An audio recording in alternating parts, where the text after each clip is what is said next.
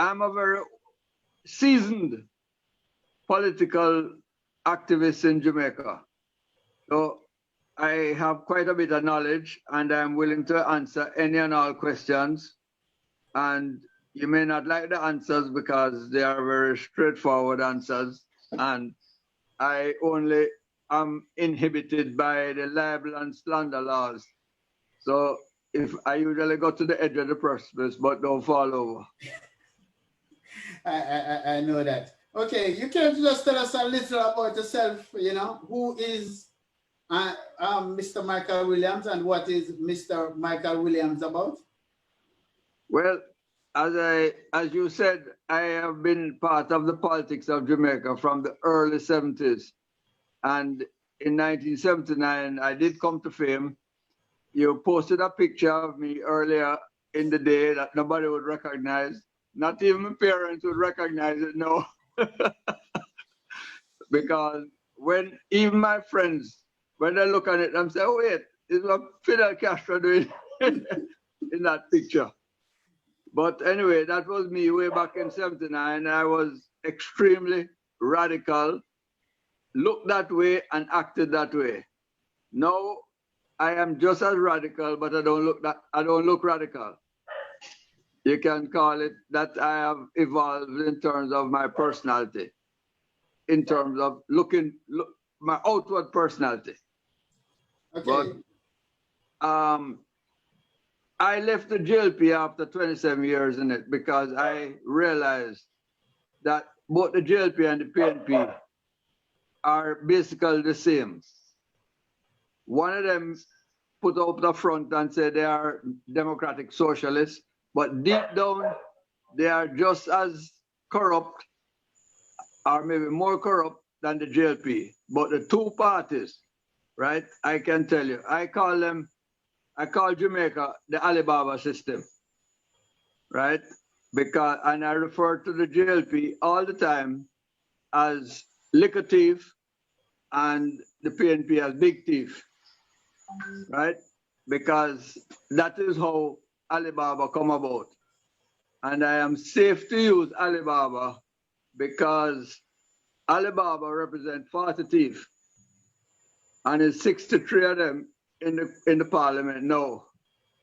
So I tell them I will not be able to identify unless you change the libel and slander laws to which one is the 40. But there's still an Alibaba system. So that is, and I truly believe that the GLP and the PNP is taking Jamaica around in a circle, right?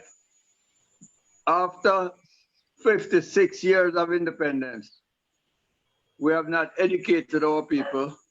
We have not allowed our people to become emancipated from mental slavery.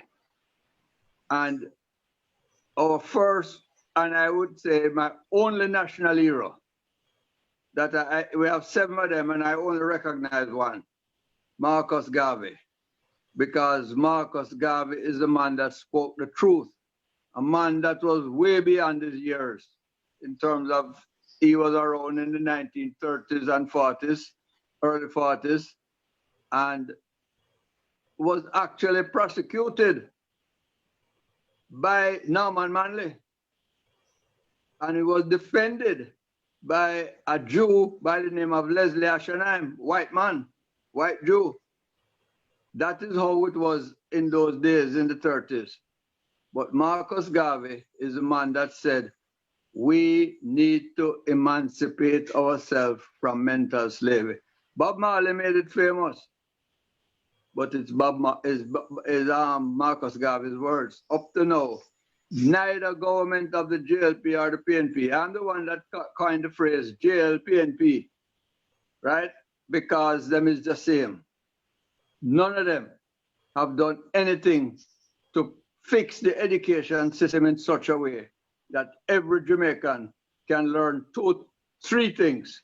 The real 3 R's: reading, writing, and reasoning, and and reading, reasoning, and respect. Because those are the 3 R's we need in Jamaica right now.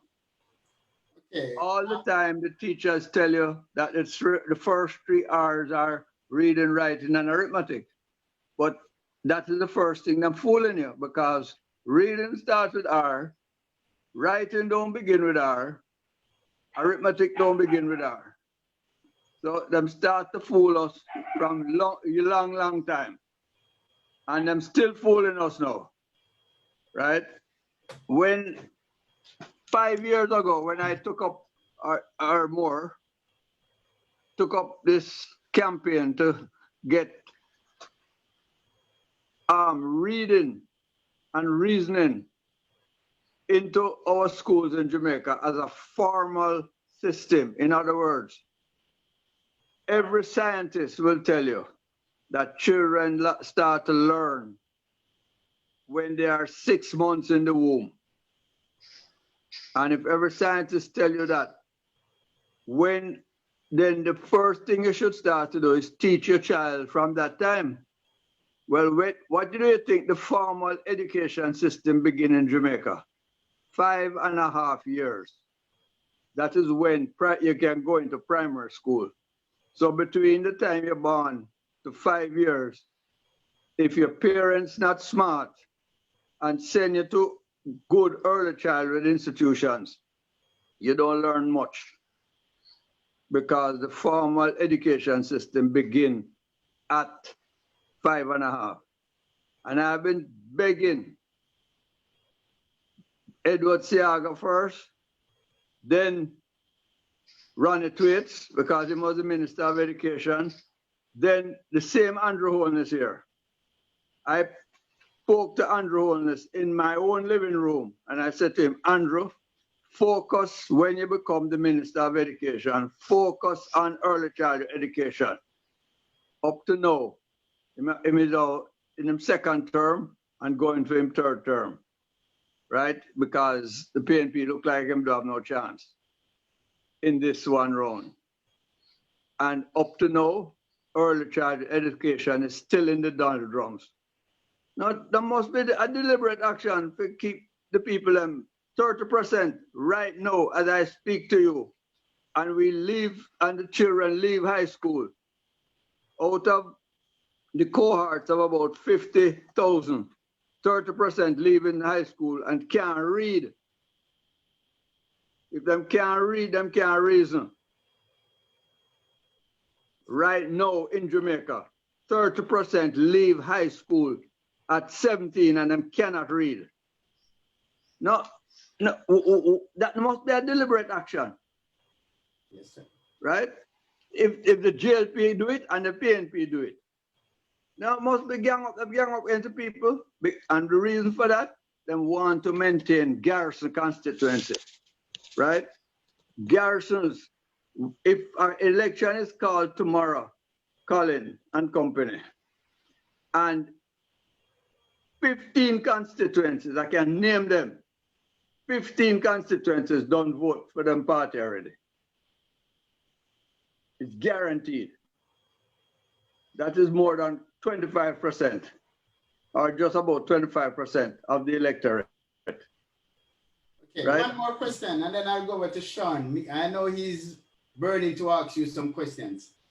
Okay, so how did the NDM come about? All right. In 1995, or before that, from 1993, there was a lot of people in the JLP and in Jamaica who were totally dissatisfied with how the progress of the country was being done. And the people that I know personally was Robert Marsh, Brosco Lee, and Keith Russell. Those three, I know, conceptualized the concept, the NDM, the National Democratic Movement. It should not have been a political party, but they soon realized that it's only political parties in this country will change anything. All the ideas of the NDM carried to both the JLP and the PNP. And the Siaga was the man in the JLP, right? And Patterson handed over, well, it was Patterson in 1995 that for the PNP, both of them rejected those ideas. They said those things can't work in Jamaica. But of course, they knew why they couldn't work, because the Alibaba system them have.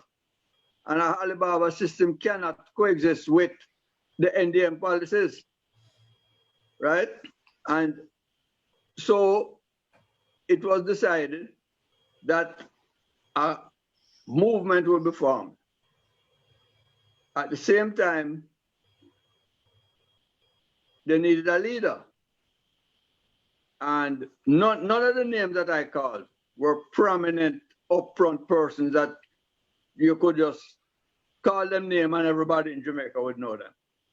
So to get the National Democratic Movement off its feet quickly, to take front spotlight, they sought out a leader. And at the time, Bruce Golden was having a lot of problems in the JLP. Although he was chairman, Siaga was dissatisfied with him, and things came to a head at a meeting that I was at, because I was part of the standing committee of the JLP at the time. Although all of this was going on with the NDM, I still remained in the JLP. And I saw this with my own eyes. Bruce Golden was having an issue with Siaga, and Siaga's sister came to into the meeting hall. The meeting had not started yet, it was just about to convene. And she come in very boisterous and started to curse Bruce Golden, right? And I think she spit on him, right? Whether it was deliberate or not, I don't know. But I just know that it happened because I see him wipe him face, because she was right up in his face, right? And him wipe him face, and tears come to him eye, and him walk out of the room. And then a few weeks after that, there was no reconciliation with Siaga or Golden. And the people from the NDM went and talked to him and said, listen, man, you don't say you don't have no future in that party, right?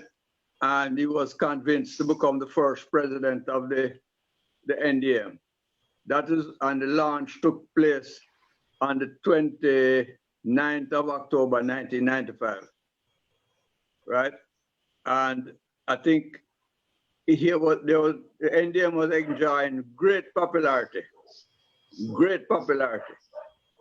And they decided to contest the election of 97, which I thought was a mistake. They'd done enough groundwork, consolidate them party, make the party strong. Girl, if they maybe had contested 5 seats to get a place in parliament, maybe that would have been a better strategy. But they contested all the seats and they lost. As a matter of fact, the JLP lost though. And in 97, everybody know, PJ won again. Right? But that, you asked me what is how the NDM came about, that is how the NDM came about. Right? Total dissatisfaction with what is happening in Jamaica, and it still continues. Okay, last one before I bring in Sean, okay? People would say that the NDM is out of the belly of the JLP. How would you, or how is the NDM going to wean themselves from that stigma? Well, I don't think it's a signal we need to wean ourselves from, A lot of our members, I am part of the belly of both the JLP and the PNP, because when I migrated and I came back to Jamaica in 1970 and I joined the PNP. By 1975, the PNP kicked me out. Let me say I'm too radical for them, right? Because I oppose the I went to a meeting on Custom House because Matalan was getting all the contracts, right? And I lived in a house of Matalan Bill, and Matalan Bill a shabby house. And I cussed right, left, and center, right? And people at that meeting was like Vin Lawrence was there, DK Duncan was there, Earl Richards was there. The whole of them, when I leave the meeting, them come to my house and I say, I'm done with PNP because on his hypocrite. Them come to my house and sit down and talk to me. I said, boy, me can't take that how the PNP operate. And I leave politics until after the state of emergency, when Michael Manley called the state of emergency. I said, no, man, this man is a crazy man, right? Go Cuba, go talk about him, I go walk with Castro to the mountaintop and all them things there. And them type of thing Manley talk about, you know. And I said to myself, no, man, communism can't work in Jamaica, right? And I joined back. The first time, actually, I refused to join the GLP because Shearer was ahead. And Shearer was known right across the island as 10%. Mafasanti. You ever hear about a company named Mafasanti? I think I hear that. Mafasanti is a company operating in Jamaica right now in Montego Bay. Mafasanti had Shearer in his pocket, and you know Shearer is a big man. Right? Shearer bigger than you, Colin. Right? And if Mafasanti can have Shearer in them pocket, you must know how the pocket big. Right? So them corruption are going on in Jamaica for a long time. Right? What happened is that between the 18.5 years of the PNP, it almost become institutionalized corruption. Right? But corruption going on a long time. The system is designed to be corrupt because it is garrison run. All the leaders of both political parties, except PJ never had a garrison, but he was in charge of all the others. Right? Michael Manley had a garrison. Right? Siaga have the biggest garrison, the mother. Portia have the father of all garrison. Right? The whole of Kingston and St. Andrew. Kingston have 3 constituencies. 2 of them is garrison beside Siaga. Central Kingston is a garrison, but run it to it, you know. East Kingston and Port Royal are not a garrison. Right? All of these places, people who have no education. Anyway, I have plenty to talk about, but let me pause and answer the questions. Okay, Mr. Sean, yeah, man. I've been listening, all right?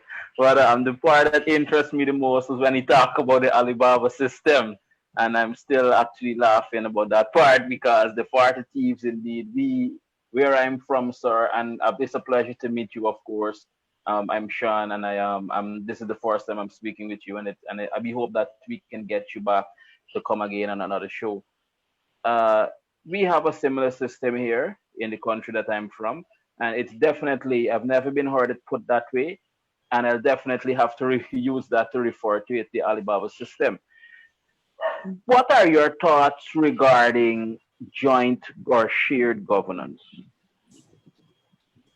Shared governance can't work because you always have to have a good opposition to keep the party in power. Joint to keep the party in power on them toes, so that make them know that somebody is watching them, right? The problem with shared power, just look at a communist country. A communist country is shared power, right? No opposition is allowed in there, so them do what they want. The most 2 prominent countries is Cuba and China. China has found a unique way by having a huge army and having a large number of poor people to create a great economy. But Sean, I will tell you this, the GDP, gross domestic product of China, and Jamaica is almost the same. Because Right. China, with all of their billion plus people, right? And their 1.5 million army, the wealth is not divided. And that is why them still have cheap labor, right? True. But It's not not the discourse only country equally. that have cheap labor. But the point that you make about every political party, power, ever hear this term, power corrupt? It is, you need to have the watchdog system. You live in America, right? No, I'm from Guyana, where we have an election that's been going on for about 5 months or more now. Boy, my heart bleed for Guyana because the man them lining up, the Chinese, the Americans lining up a thief on the island, and them a thief from other thief. My heart bleed for Guyana. Yes, I like the way how you speak. I like the way how you bring out this thing quite truthfully. You're a very straightforward person. I like that very much. We have to get you again. The terms that you use are very funny, but very, very serious and very true. You know, it's good to have a laugh every now and then, but behind the laugh, there's also a core topic and a very serious statement. And yeah, Guyana is a depressed country. I have never heard of an election lasting for many, many months. And now they've still not resolved it. It's still an ongoing election. And you know, the point of this meeting was not to talk about Guyana because I personally don't like what's going on. But then you know, it's crazy. Now, what I believe is that with any governmental body or any governmental organization, whether it be Jamaica or any of the islands, you'd find that in order to keep a population under control, you must keep them uneducated. And that is what is happening with a lot of these countries. What are your thoughts on that? I support that thought 100%. We deliberately keep our people uneducated. You think anybody that can read and write, right now when an election is called in Jamaica, you ever see the Jewish bus and the various truck them are carrying people to meeting? Them all go up on top of the bus. You think anybody will have high school education or college education going on bus stop and bus back and truck back to go a meeting and I take $5,000 on a t-shirt, and when they reach the meeting, them put on the t-shirt? It's not good. They don't have to keep them illiterate. In Guyana, they give them a box of food and a money and a shirt, and they go on the trucks and they talk. And I didn't know what was happening there too. It's happening here. It's quite funny. Election time in Guyana is when you find out who is whom, and you get to find out what are in the minds of the people that you deal with every day. You know, your own neighbors, your own friends, the persons that you know for years. Every 5 years, you see their true colors come out. And I try to stay as neutral as possible whenever I try to go on platforms to discuss things. But yeah, no one in their right minds would be parading themselves on a street with trucks and cars and so forth. So the whole thought of it is that if you want to keep a population under control, you definitely must keep them educated, because an educated population will be aware of what you're doing and will definitely give you opposition apart from the other official opposition party. You'll have citizens opposition, and they don't want, apart from them not wanting that. I've listened to many past meetings in my country, and I've uncovered that, well, persons that are in authority, the governmental bodies, what they would do, and you know that these people, some of them, or majority of them who support, you know, are on those truck tops, they are uneducated, because you would hear persons using big words to address them. And I was talking about the big words thing earlier, and that is why I try to break things down into smaller terms so that everyone could understand, because it is important for the proper dispersion of information. When you dispense information, you must dispense it for the intelligent and the not so intelligent as well, in order for it to reach persons effectively. Because if we're talking about statistical analysis, the common man might not know these terms, but if you break it down and you use examples, then they would definitely get what you're saying. For example, a few years ago, many elections ago, I listened to a meeting by a reputable party, of which I'm not mentioning any names, in my country, and the guy said, "Okay, we're going to have a high inflation," and the crowd was, "Yay!" What are they cheering of? Do they know what high inflation is? They don't know. But it's their favorite political leader, and he's Yeah. on the podium and he's saying, "Elect me and we'll have inflation. If you put me in power, I'm going to electrocute the whole villages that don't have electricity now." Electrocute means to kill persons, and inflation means to increase prices, but they don't know. But the way he put it over as an educated man, he's saying, "Yeah, inflation," and they're, "Yes, yeah," and they don't have no idea what they're cheering about. So education is very big and very important. Okay, I'll let you discuss that and we'll talk. Yeah, well, look, it's the easiest thing to do. You educate children from they are young. As I said to you, you teach them reading and reasoning, and you can't fool them again. Okay, You still with before me? I send it over to Dr. Matty, right? Just one word. Definitely, definitely. I'm here, sir. Hello? Yes, I'm here. Okay, before I hand over to Dr. Matty, okay? Yes, I'm One here. question. How do you think early childhood education would help with the crime in Jamaica? Well, the crime, early child education are not going to help crime. What needs to help crime is take the politics out of the constabulary force, or take the politics out of the police, right? Right now in Jamaica, if you follow the pattern, right? Every time a government change, the commissioner of police change. And it's not because they want to leave the job. That is the unwritten rule. That if you, one police commissioner sign a contract for 7 years, so I'm going to go through the two party. You see, when the government change, then pay him 3 years, full salary, and then put him on retirement and give him all the money one time and say, leave. Because we want our man in there. Okay. Mm-hmm. No, It happens in Guyana too, you know. It happens in Guyana too. Well, no crime can be cleared up if all the major criminal them is in one gang or the other. We have two in Jamaica. Jamaica is the most unique place. You compare Jamaica with Guyana. Well, Guyana don't have this.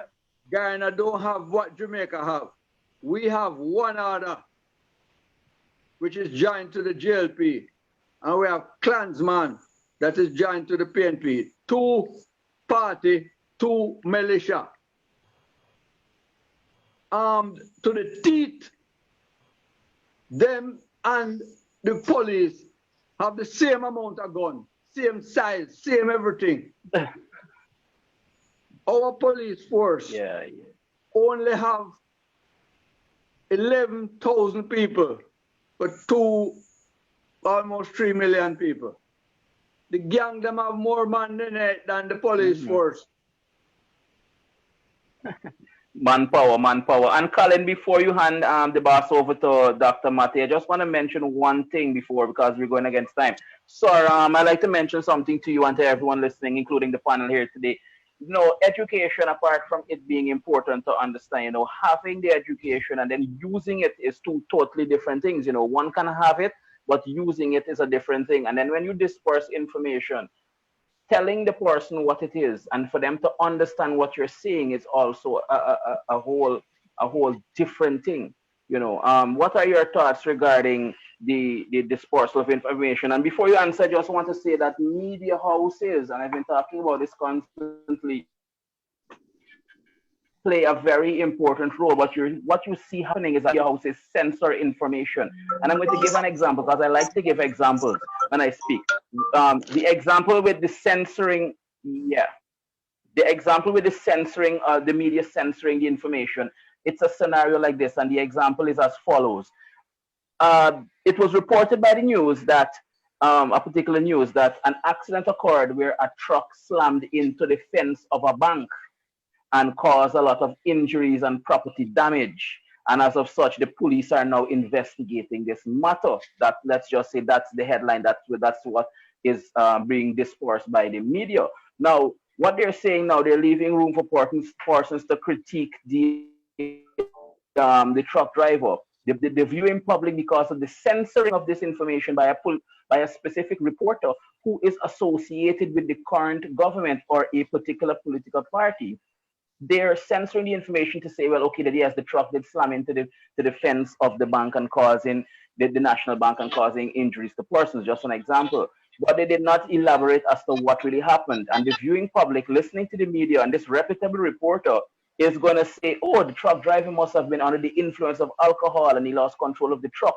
But they did not say that what really happened was there was a car driven by, yeah. In a conference meeting of a Alibaba. All right. Yes, sir. Yes, sir. You hear me?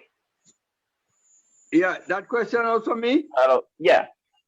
No, Okay. I'm saying to you that the media houses, they censor information. And I was giving you an example before you took the call here just now. I was saying that a typical news, a typical news example was a truck slammed into the fence of the bank and causing injuries, and persons may think, okay, the truck driver is okay. But now what was okay. I wasn't sure if it was 100% for me, but I can tell you, okay, in Jamaica, the media is biased, right? Yeah. The media. But here the truth of it.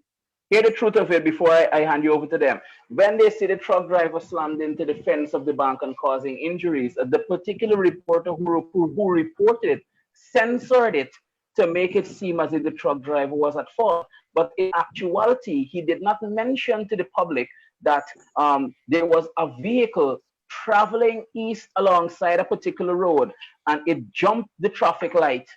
And it caused the truck driver, who was on his right of way on a green light, to swerve from the said vehicle, and he ended up hitting the fence of the bank. Now, they would not mention that vehicle that jumped the traffic light at the intersection because it was driven by a political member. It was driven by a political member, so they don't want to put him on the spotlight that he erred and he broke the law and jumped the light. They just censor it and they say truck slammed into the fence of bank. But they didn't say why. Now the truck driver is going to be under the political eye or under the public eye to be blamed. Yes, but let me answer you very quickly. In Jamaica, definitely, we have had 2 cabinet ministers, right, that commit manslaughter. One for the JLP and one for the PNP. And the 2 of them walk free. I wouldn't blame the reporter, right? Because more than likely the reporter went to his media house and give them the true story. But the media is censored by the owner, not even the editor. For instance, Jamaica Observer is owned by Butch Stewart. You think that reporter can write anything about Butch Stewart, friend them? Same way the Gleaner was owned by Oliver Clark. You think any Oliver Clark friend them would I get anything bad written about them? Definitely not. That's right. And I used to be on CVM, and I was a major critic of both JLP and PNP. And I wanted to ask you if this is coincidence. 2 weeks after Holness signed a contract, or the JLP signed a contract with Water Commission for NCB to get $9 billion bond, to launch $9 billion bond. Michael Leachin was there. Holness was there.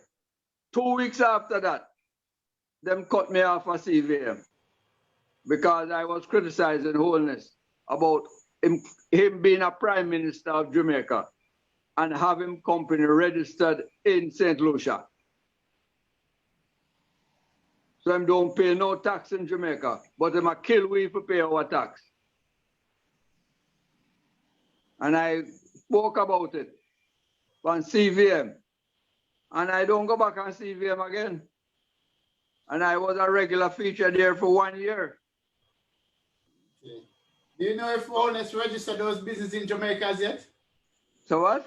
Do you know if Holness has registered those businesses in Jamaica? No, not as far as I know. Okay.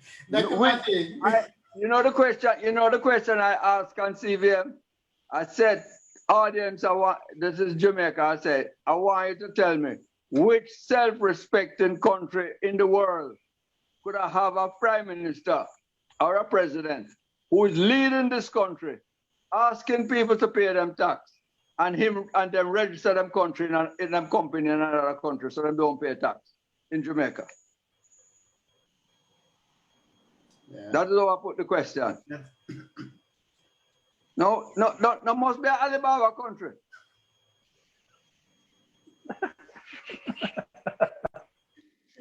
Okay. Dr. Matty, I know you want to ask Mr.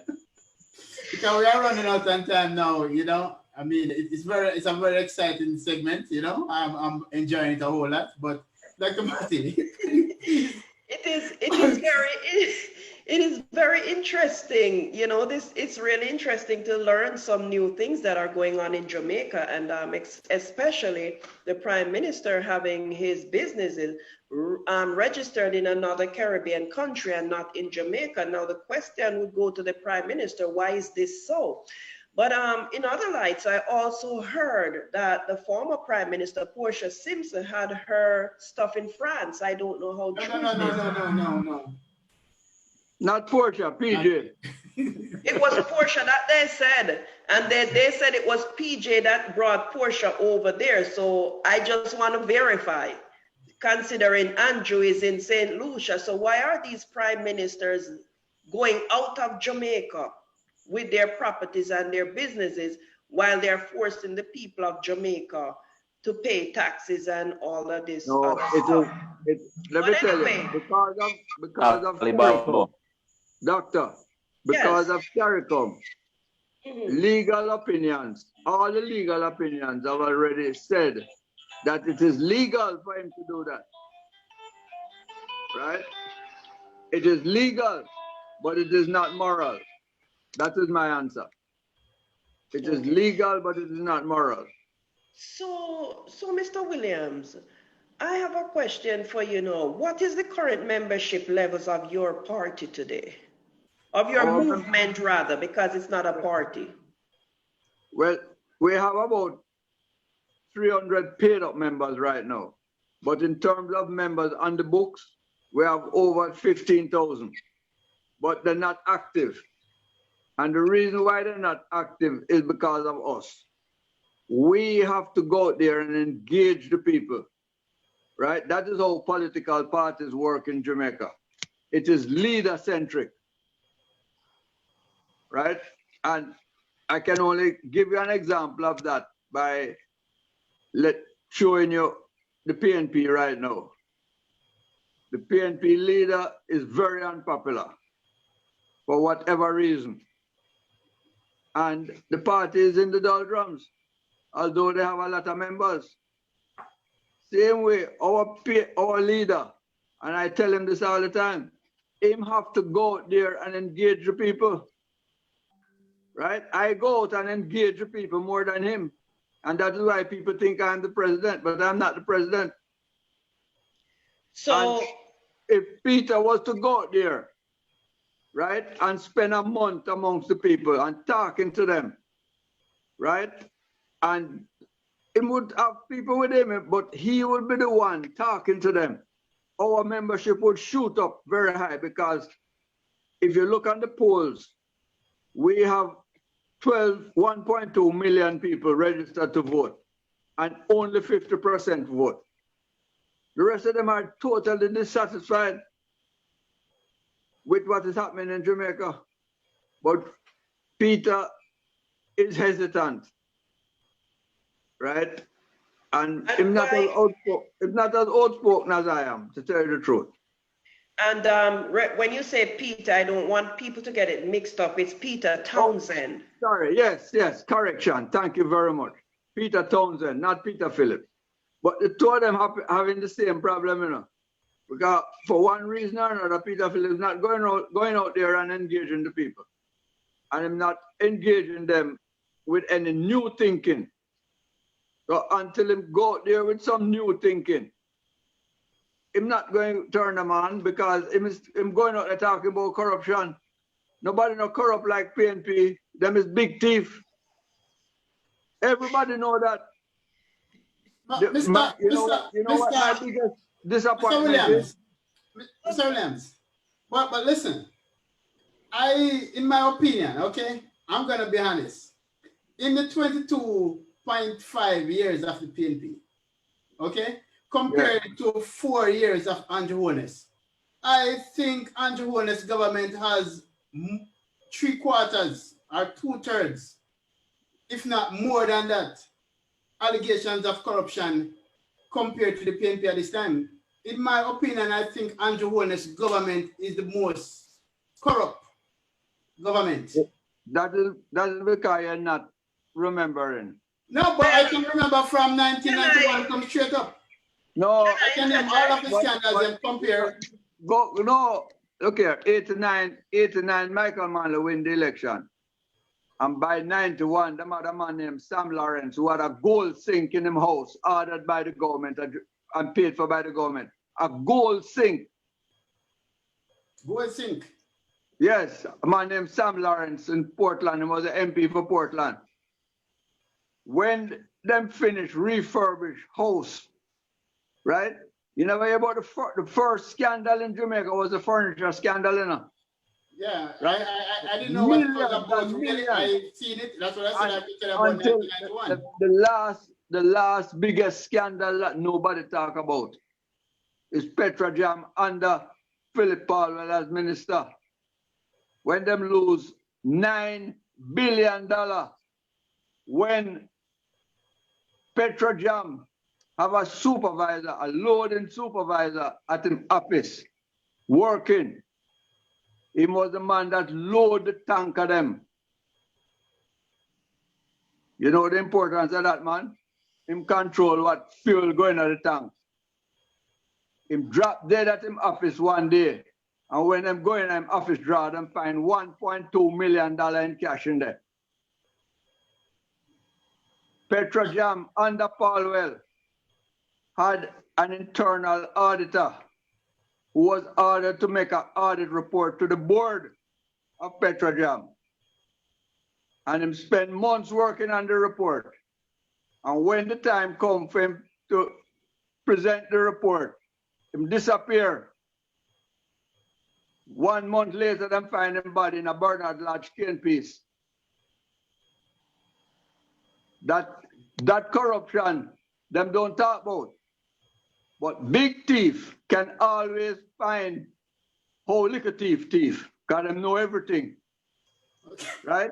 And they so why anybody being in prison? The PNP have been very successful in highlighting the thieving that go on at Caribbean Maritime Union and everywhere else. But I want to tell you this. Compare all the money that we could thief and the other one that the ex-minister, education minister, add up all of that money.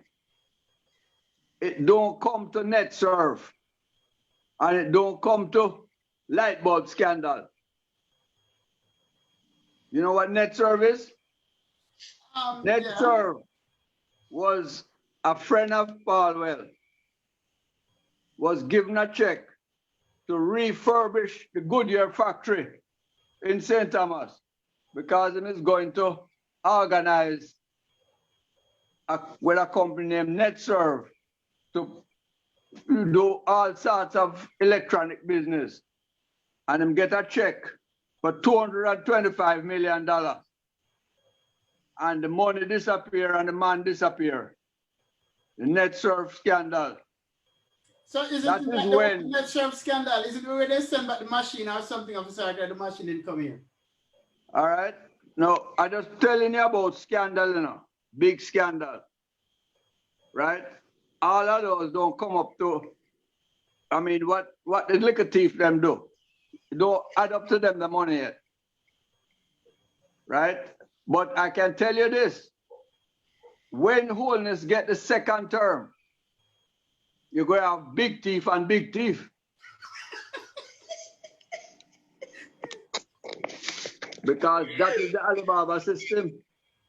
Okay, Mr. Williams, you know, you are saying some very important things, but they're very hilarious. No, okay, Mr. Williams, are you saying that liquor thief is just gonna just expand Alibaba right now, right? System. Yes, because I'm going to learn in the second term how to do it right. Well, I don't think it's a large thief, you know. How about it's a large? The loss, Large. stealing. Yeah, big thief and large thief. Well, I want to cast your mind back to when Portia Simpson lost the election, this last election. Cast your mind back. A man by the name of Paul Burke was the General Secretary of the PNP. And when he was asked why the PNP lose, I want you to remember the answer that him give. Him said people in the party who agreed to give the party some of the money where them get from China. Right? And you all know about the money that them get from the Trafalgar.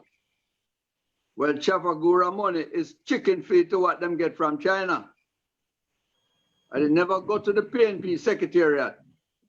It went somewhere else. And when Paul Burke ball out about it, one man jump up because them say if you fling pig stone in a pig pen, When I get the get experience. lick ball. One man ball out in the PNP and say Paul Burke is out of order. But say that. And no money came from China. Right? Well, do your research and try to remember who that man was. No. Right? And because as I say, I'm only guided by the laws of libel and slander. Right? And I will go to the edge, but I don't think I want to go over. Right?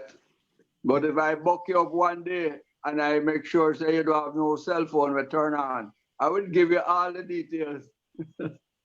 Right? So, Mr. Chairman, you have enlightened a lot of viewers, a lot of people today, because a lot of people didn't even know that your party still exists today. And since the president is not going out there to speak with the people and to let them know that the party is still around, what are you as a chairman doing about resurrecting the party? Well, you know, to sign up to Zoom, I had to put my date of birth. Although I look, and I feel young and vibrant, right? I have reached a certain level of maturity now that the things that I used to do in that photo that Colin displayed. Yeah, we heard got a lot of 1979. names. Yes. Fidel Castro, all kinds of names, and nobody guessed you. Well, I was not only radical, but I look radical. in them days. No, I don't look radical no more. I will go there, I tell the president I will go there with him and stand up beside him. But I can't lead him from in front of him. And that is correct, because the president is the one who's supposed to lead. Yes, and I tell him all the time. If you are going to go ahead of the president and lead, then it's only right to say that you should assume that position. Well, you see, I have commitments to myself. I mean, 1979 to now is plenty years in the system, quarreling and fighting and antagonizing and trying to bring light where there's darkness. That is why we use a lighthouse as our symbol. We want to bring light, because the only thing that's going to get rid of Alibaba is light, you know. That is true. When you shine the light and the thief them, everybody will see them. True. So, but with that said, what is your message? What is the NDM message today to the Jamaican people? Well, the biggest problem we have is crime in this country. Crime is now out of hand. So my message is we have to clean up the police force. We have to employ 4,000 police personnel from the 3 universities and pay them the money that our university graduates supposed to earn, and teach them forensics, intelligence, right, as part of their training and investigation using forensics. And we can deal with the crime. But the most important thing we have to do is take the police commissioner out of the hands of the politician and put it in a parliamentary system, just like INDECOM, just like how the Electoral Commission of Jamaica is elected, and make that commissioner report to a giant sitting of parliament, not to one man.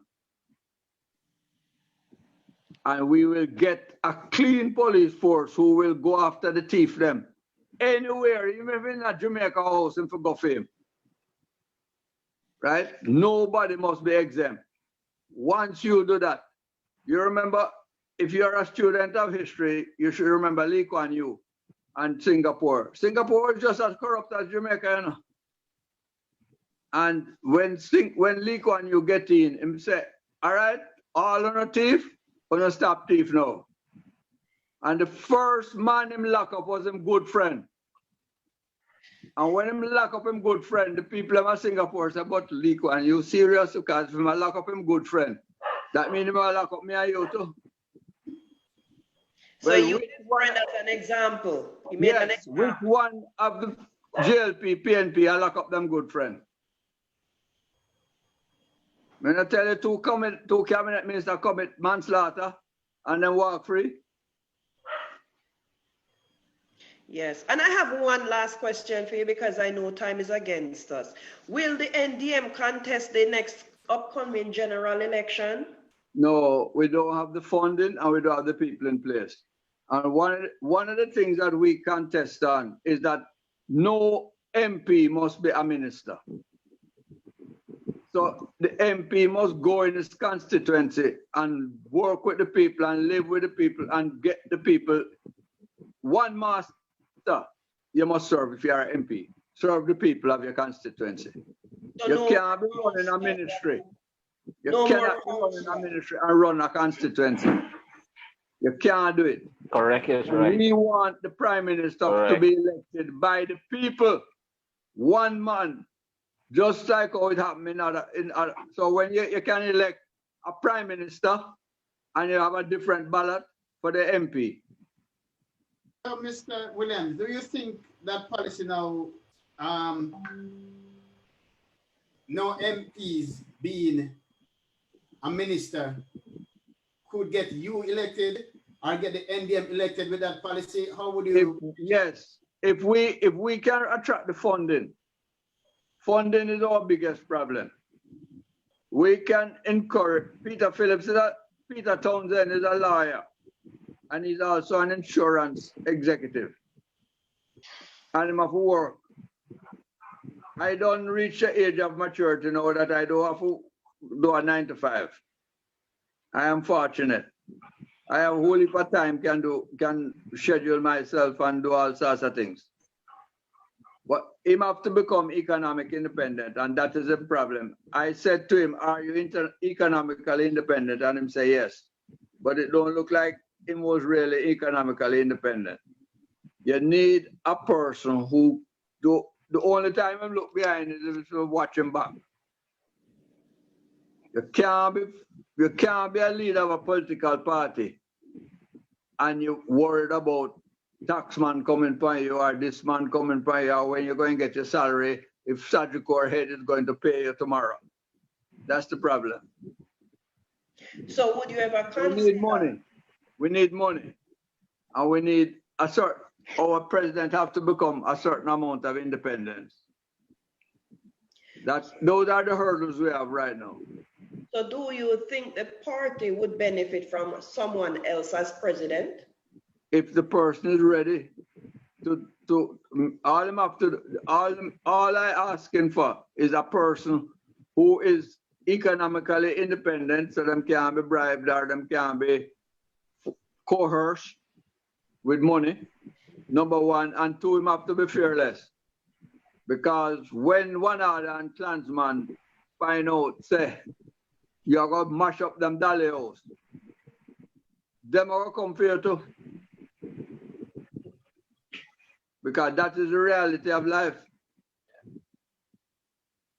Because they are accustomed to getting money from the consolidated fund.